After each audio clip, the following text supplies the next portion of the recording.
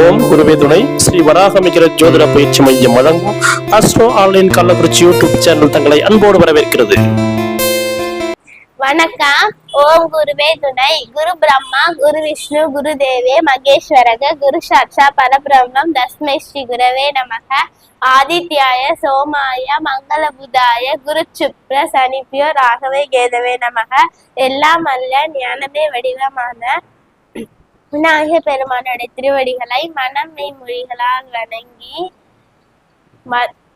ஸ்ரீ வராகமிகிற ஜோதிட ஆராய்ச்சி மற்றும் அறக்கட்டளை நடத்தும் எனது ஆசிரியருடைய திருவடிகளை நான் வணங்கி கொண்டு மற்றும் சபையில் வீட்டிற்கும் அனைத்து ஜோதிட நண்பர்களுக்கும் என் பணிவான வணக்கங்கள். இன்று நான் ஜோதிடத்தில் எதிர்பாராத ராஜயோகம் என்ற தலைப்பில் சிறு கருத்தை உங்களிடம் நான் பகிர்ந்து கொள்ள போகிறேன்.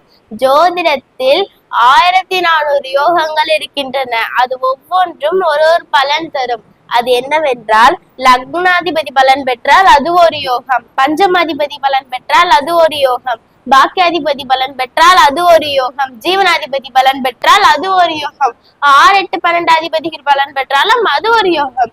இந்த மாதிரி எத்தனையோ யோகங்கள் இருக்கின்றன. அதுல முக்கியமான பாயிண்ட் தான் நான் கூறுகிறேன்.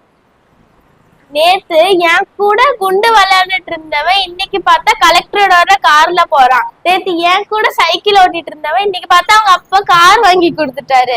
நேத்து என்கிட்ட காசு இல்ல அது இல்லைன்னு பஞ்சப்பாட்டு பாடிட்டு இருந்தவன் இன்னைக்கு பார்த்தா 10 ஏக்கர் நிலம் வாங்கிட்டான். ஐயோ என்கிட்ட வீடு கட்டலையே, அது கட்டலையே, இது கட்டலையேன்னு சொல்லிட்டு இருந்தேன். 1 வருஷத்துல மாளிகை மாதிரி வீடு கட்டிட்டான். இந்த மாதிரி எதிர்பாராத நடக்கிறதுக்கு ஒரு சின்ன கதை.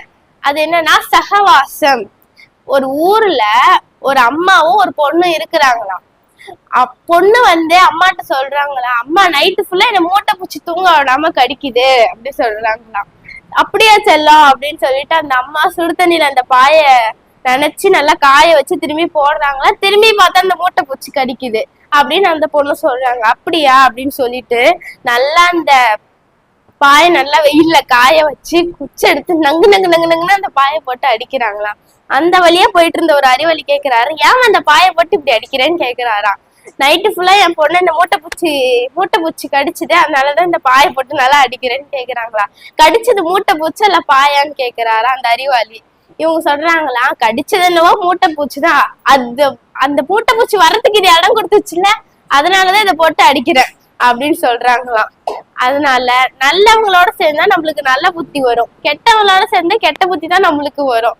இப்ப அப்படியே நான் ஜோதிடத்துக்கு வரேன். நம்ம திருவள்ளுவர் ஒரு குறள் சொல்லியிருக்காரு. அது என்னன்னா, ஈதல் இசைப்பாட வாழ்தல் அது வல்லது, ஊதியம் இல்லை உயிருக்கு. அதாவது ஒரு ஜாதகத்தை நம்ம பார்க்கும் போது வசதியான வாழ்க்கையை வாழ்வானா இல்ல சுபயோக வாழ்க்கையை வாழ்வானா நம்ம ஜாதகத்துல எப்படி பாக்குறதுன்னா, லக்னத்திற்கு 2ஆம் அதிபதி ஆட்சி பெற்று அவர்களுடன் சுக்கிரன் செவ்வாய் இணைந்திருந்தால் வசதியான வாழ்க்கை அமையும். குறிப்பாக 2 லக்னங்களுக்கு அதிகமாக பலனை தரும். அது எந்த லக்னம் பாத்தீங்கன்னா, விருச்சக லக்னமும் கும்ப லக்னமும்.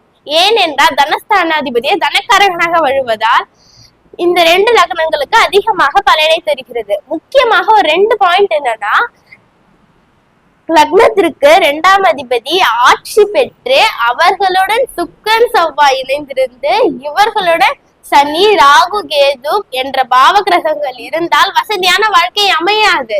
ஆனால் இந்த இணைவு லக்ன சுபரோ அல்லது இயற்கை சுபரோ பார்த்தால் இதை விட 3 மடங்காக இந்த பலன் வேலை செய்யும்.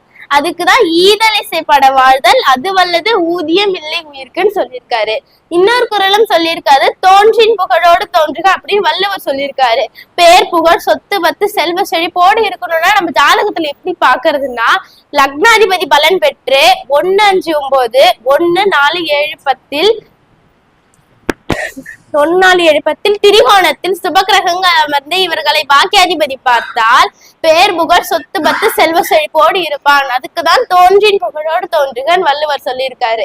இது ஒரு யோகம். அடுத்தது மந்திரி யோகம், நிபுண யோகம், அறிவாளி யோகம், புத்திசாலி யோகம். இதெல்லாம் நம்ம ஜாதகத்துல எப்படி பாக்குறதுன்னா, சூரியனும் புதனும் இணைந்து 1, 4, 8 இருந்தால் புத ஆதித்ய யோகமும் நிபுண யோகமும் கிடைக்கும் அப்படின்னு சொல்லியிருக்காங்க. இதுக்கு உதாரணம் என்னன்னா, புத்திசாலி யோகம் அறிவாளி யோகம் சொல்லியிருக்காங்க. அடுத்தது சூரியனும் புதனும் இணைந்து 10ஆம் இடத்தில் இருந்தால் மந்திரி யோகம் அப்படி சொல்லியிருக்காங்க. அடுத்தது சூரியனும் சந்திரனும் இணைந்து 9ஆம் 10ஆம் இடத்தில் இருந்தால் புத்திசாலி யோகம் அப்படின்னு சொல்லியிருக்காங்க. இது மட்டுமா, சூரியன் தனித்து மிதுனம் கண்ணியில் இருந்தாலும் அறிவாளி யோகம் அப்படின்னு சொல்லியிருக்காங்க. புதன் குரு கால் வாங்கினாலும் சந்திரன் புதன் கால் வாங்கினாலும் அறிவாளி யோகம் அப்படின்னு சொல்லியிருக்காங்க.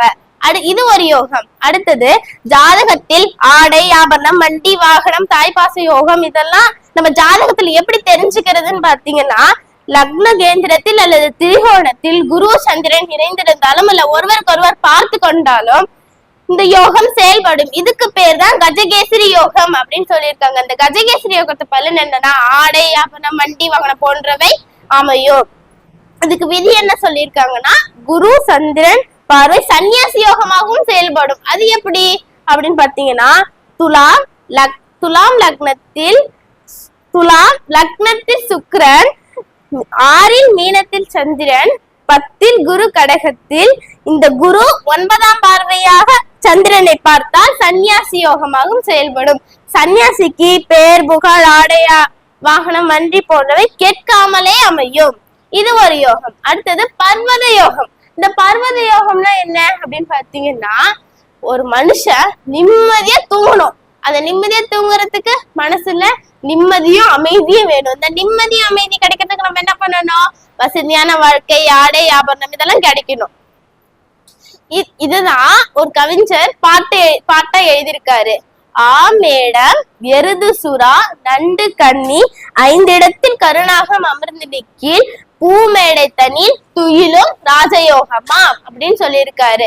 இதுக்கெல்லாம் அதிபதி யார்? ராகு பகவான். இந்த ராகு பகவான் மேஷம் ரிஷபம் கடகம் கன்னி மகரம் இந்த 5 ராசியில் ராகு இருந்து ராகு திசை நடைமுறைக்கு வந்தால் பூ படுக்கையில் படுக்கும் ராஜயோகமா அப்படின்னு சொல்லியிருக்காங்க. அடுத்தது இது ஒரு யோகம். அடுத்து ஜோதிடத்தில் மிகப்பெரிய ராஜயோகம் எது என்றால் அதுதான் தர்ம கர்மாதிபதி யோகம். இந்த தர்ம கர்மாதிபதி யோகத்தோட பலன் என்னன்னு பாத்தீங்கன்னா, செல்வ சீமானமாக இருப்பார், பேர் புகழ் பட்டம் பதவி 1000 பேருக்கு வேலை கொடுக்கும் முதலாளி அந்தஸ்து, வண்டி வாகனம் ஆடை ஆபரணம் வசதிகளோடு வாழ்வாள். இதுக்கு விதி என்னன்னு பாத்தீங்கன்னா, 9ஆம் அதிபதியும் 10ஆம் அதிபதியும் இணைந்து கேந்திர திரிகோணத்தில் இது இருந்தாலும் இல்ல 9ஆம் அதிபதியும் 10ஆம் அதிபதியும் ஒருவர் பார்த்து கொண்டாலும் இந்த தர்ம கர்மாதிபதி யோகம் செயல்படும். இந்த யோகம் மற்ற இடங்களில் இருந்தா பலனை தராதா என்று பார்த்தால் அதுதான் இல்லை.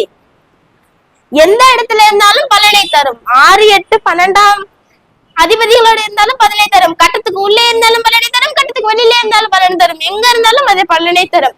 அதுக்குதான் ஒரு கவிஞர் ஒரு பாட்டு எழுதியிருக்காரு.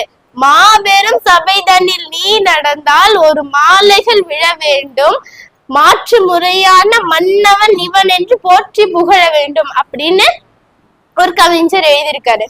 அடுத்தது எடுத்து வச்சாலும் கொடுத்து வைக்க வேண்டும் அப்படின்னு நம்ம பெரியவங்க சொல்லியிருக்காங்க. இந்த தர்ம கர்மாதிபதி யோகம் சில பேருக்கு இருக்கும், ஆனா வேலை செய்யாது. ஏன் அப்படின்னு பாத்தீங்கன்னா, 9ஆம் அதிபதியோ அல்லது 10ஆம் அதிபதியோ வக்ரமாக கூடாது. 9ஆம் அதிபதியும் 10ஆம் அதிபதியும் ஒரே நட்சத்திரத்துல இருக்கக்கூடாது. ஏன்னா மேஷ லக்னம் 7 குருவும் சனியும் சுவாதி 1 குருவும் சுவாதி 4 சனியும் இருக்கக்கூடாது. ஒரே நட்சத்திரத்துல இருக்கக்கூடாது. இந்த மாதிரி ஒரே நட்சத்திரத்துல இருந்தா தர்ம கர்மாதிபதி யோகம் வேலை செய்யாது. இதே மாதிரி எத்தனையோ யோகங்கள் இருக்கின்றன. அதை நான் அடுத்தடுத்த மீட்டிங்ல பேசுறேன். வாய்ப்பளித்த என் குதிரானருக்கு நன்றி. நன்றி, வணக்கம்.